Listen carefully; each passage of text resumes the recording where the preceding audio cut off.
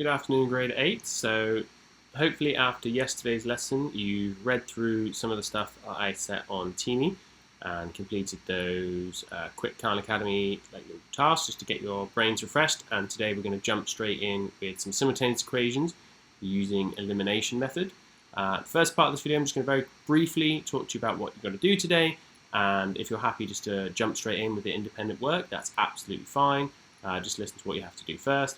If you are not quite sure of how to use elimination method, then obviously keep watching the video and I'm going to go through some examples with you step by step. So today's Teamie post looks like this, and as you can see, obviously we're on part 1 where we're doing the explanation, and like I said, as soon as you feel ready, then please do feel free to move on. So today there's 2 things you're going to do. Okay, first of all, which we're all going to do, there are 12 questions to complete. I only want you to use elimination method today. You need to be proficient at all 3 different methods: elimination, substitution, and graphing. Today we're going to focus on elimination, and that includes something called upscaling. If you don't know what that means, I'm going to explain it in a minute.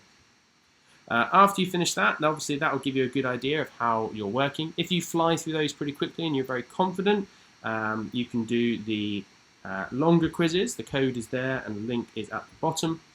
If you finish the 12 questions but it took you a little bit of time and you think you just want to try something a little bit more shorter, then there's a shorter version which covers most of the same content. The code is here and the link is at the bottom of the page. And again, don't forget to continue to use the notes that I sent you to refer back to, as well as this video. After a short while, I'm going to be available on the whole group meet link. That's in the document that I shared with you yesterday. Again, that's like on a drop-in basis. You can drop in, ask a question and leave. You don't need to join that meet unless you have particular questions. Okay, so today everybody must complete the 12 questions and a Quizzizz as well. And that should take you, you should spend about 45 minutes working on that today. So at this point, if you have read through yesterday and you're thinking you're pretty confident with the elimination method or it's something you've done before, then please feel free to stop listening to this video and you can get straight on with the independent tasks. Just be aware that at this point I won't be available yet on the Google Meet link. So please do feel free to jump onto that. If you want me to go through the examples, then stay tuned, and I'm just about to switch to those now. So, elimination method. Basically, elimination, much like when you eliminate algebraically, involves addition or subtraction. Sometimes we'll add a bit of multiplication in as well.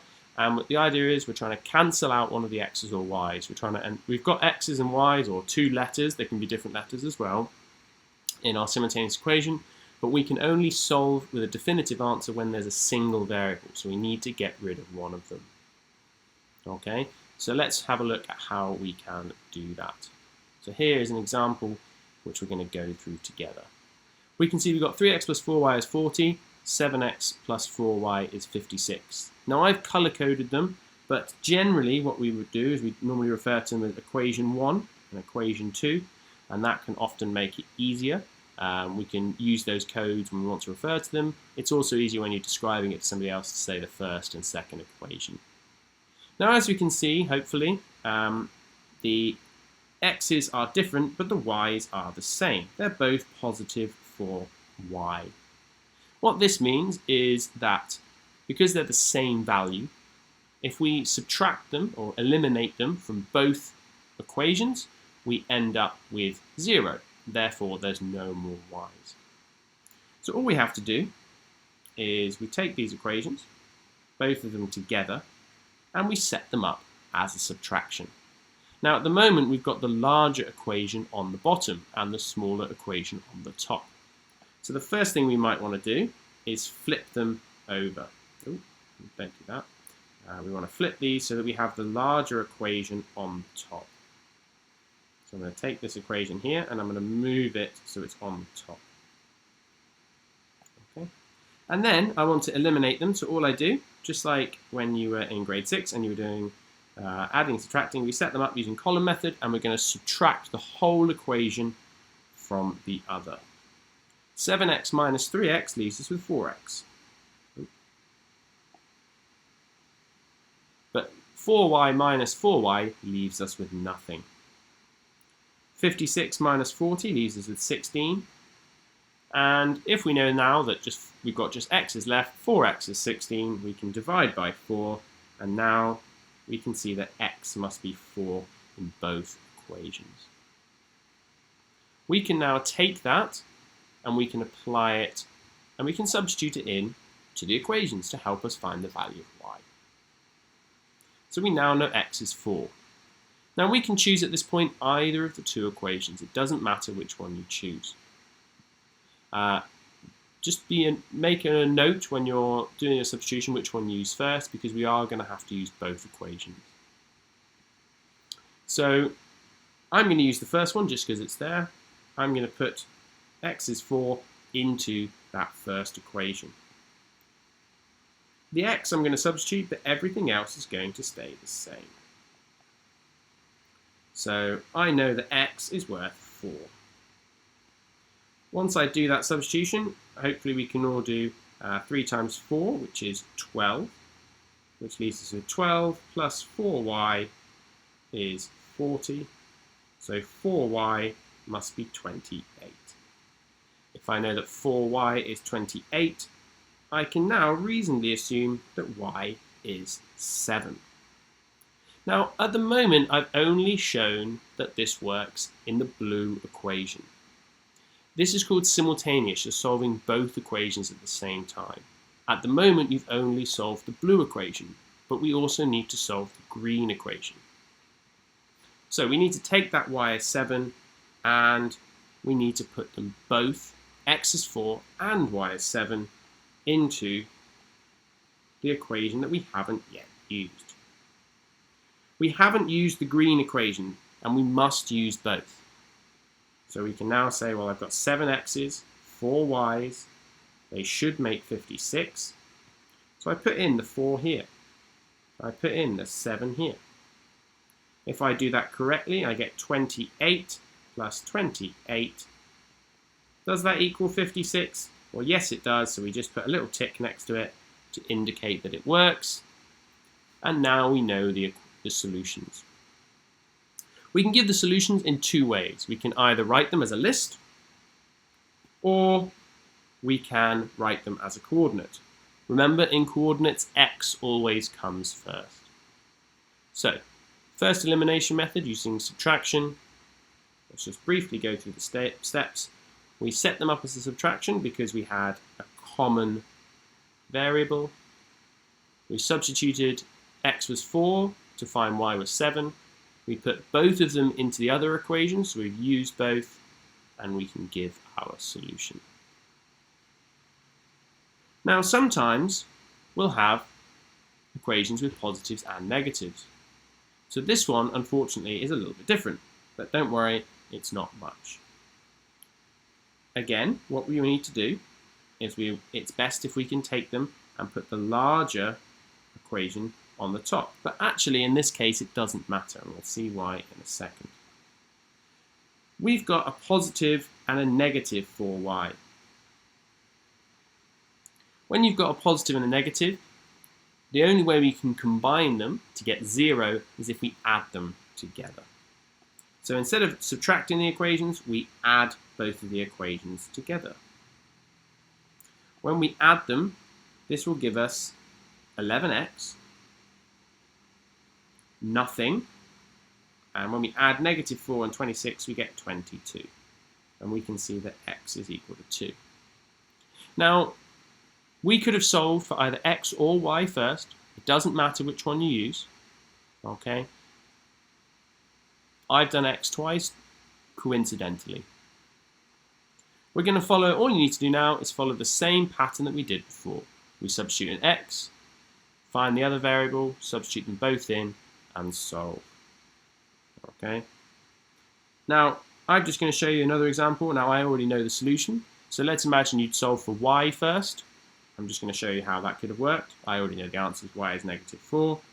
So if I put in y as -4, I'm going to put it into this equation just to be different because we did the blue equation first last time. 5x minus, now be careful with your negatives, it's 4 lots of -4. So that means that, that's a terrible 6. We have 5x, 2 negatives make a positive, so that's plus 16. And then we subtract 16 from both sides, 5x is 10, x is 2. Put in our x equals 2 and our y equals -4. Obviously we're going to do it to the blue equation this time because we did the green equation first last time. And we can see we've got 6 lots of 2 plus 4 lots of -4. If we've done it right, that should equal -4. We've got 2 here, -4, 12 plus -16 is equal to -4. And if we put that in our calculator, that works. And again, we can give our solution as a list or as a coordinate. So the key thing to remember here was we did addition. Let's get back to the beginning. We did addition because we had one of each side. The most common mistake students make, particularly when they're using addition in elimination method, is not with the algebra, but with the positives and negatives. So just be really careful. If you don't feel confident, use your calculator to check the answer. Okay, finally, you may get questions where at first glance there's nothing shared. Here we've got 1x and 2x, they're not the same. We've got a y and a 3y, they're not the same. What we can do here is something called upscaling. Upscaling is basically where we multiply one of the equations, the whole thing, by a number so that we have a shared coefficient of x or a shared coefficient of y. I'm going to choose to multiply the first equation because it's nice and easy. I've got 2 options here. We could times it by 2, or we could times it by 3. If I times it by 2, which we'll do first, then that would give me 2x plus 2y is equal to 14. And now we can see that the 2x's are the same. We could, if we wanted to, also multiply by 3. So we multiply it by 3, we get 3x plus 3y is 21. And now we can see that the 3y and the 3y are the same. Once we have one of the coefficients the same, now this could be a positive 3y or a negative 3y. It's the 3 that we're looking at. Same with the 2x, it's the 2 we're looking at, not whether it's positive or negative. Once we've got the same coefficient, we can then use our addition or subtraction. So for this one here, I'm just going to choose, and again, you can choose either of those two. To make it easier, we're going to use this one here, the 2x and the 2y. Again, doesn't matter, I could have chosen either one of them. So we put the biggest one on the top, the smallest one on the bottom, and we can then subtract them. So I'm going to take these, let's pull them out over here. I'm going to subtract them. And again, we can see that it leaves us with y is equal to 4. Once you've got one of the values, we can then do some substitution. Now note that we cannot substitute into the new equations we made. Okay, this is because a couple of reasons. First of all, they're not the ones in the question. Second of all, if you make a mistake when you're doing that very first step and you substitute into it, you won't notice your mistake. So again, we just put y equals 4 into either of these two equations. Doesn't matter which. Once you do that, you should get x is 3 and y is 4. Put it into whichever one you didn't use. And then you can either give it as a list or as a coordinate. So just to clarify, upscaling is where you multiply a whole equation, the x, the y, and the number, by something to give you a common coefficient. Okay. Now I've shown you equations that are x and y on a number. You may get ones that are like our graph, so y equals mx plus c, but that's fine. Same methods apply. Then you can subtract them or add them, just like we did before. Substitute, and give your solution. Now, obviously, feel free to go back and jump forward and backward in this video. These examples, I've done a full example of upscaling as well in the introduction notes that I sent to you yesterday, and I've reshared with you today. And obviously, if you're still really missing any of these questions, then you can always drop into the Google Meet, which will be opening up shortly, and I'll be there, and I can go through with you just like I was writing then, and you can see my screen, and we can talk about a question together. So if you have any particular questions, you can just tell me what it is you want to go through, and we'll go through it together. Okay, so I will see you at the Google Meet if you have any more questions. Please feel free to rewind and go through this video again. Use the notes I gave you to kind of go along with it. Hopefully that will give you a bit of structure. And today, solving those questions using elimination method only. We're going to do substitution next lesson. Okay, so please do focus on elimination method today. Good luck, and I will see you later.